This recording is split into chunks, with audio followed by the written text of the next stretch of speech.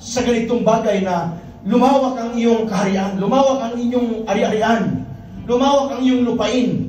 Now, pero bago yan, isipin mo muna paano palaguin ang iyong spiritual na buhay. I believe si Jabez, inuna muna niya yung kanyang spiritual life. So unahin muna natin yung ating spiritual life na palawakin, palaguin ang ating spiritual na buhay. Para ang Diyos ay malugod sa atin. Mag-increase muna yung ating spiritual life, hindi mag-decrease. Dapat ang spiritual life na pataas ng pataas ang level. Amen? Hindi ng pababa, spaghetti yun. Kaya dapat pataas. Amen?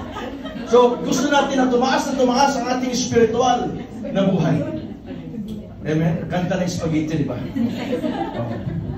And then, next, to increase his territory meant that his people would have more area to live in. So, yun ang ibig sabihin dito na gusto niya na yung kanyang mga kasamahan, yung bansang Israel ay gusto niya na maging malawak ang lupain na kanilang titirahan. Kaya nanalangin siya ng ganon. And he was not thinking of himself, but rather he was thinking about the welfare of others. Ganon din tayo. Pagka ikaw ay pinagpala ng Panginoon, ay huwag mo rin kalimutan na pagpalain ng iba. Gusto natin na magkaroon din tayo ng concern sa iba. Ang concern niya na hindi lang siya titira doon sa malaking lugar, kundi kanyang isasama yung kanyang mga nasasakupan, yung mga kanyang kamag-anakan, yung kanyang mahal sa buhay, yung mga kababayan niya.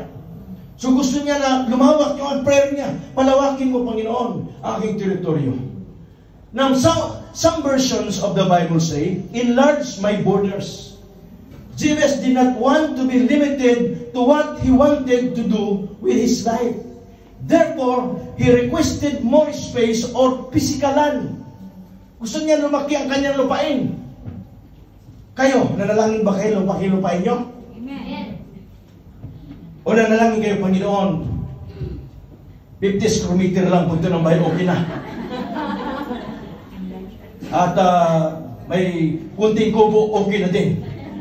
Hindi ko sinasabing hindi magandang kubo, magandang kubo. Pero mag-pray din kayo na, Lord, palawakin mo, bigyan mo ako ng lupa na malaki. Amen?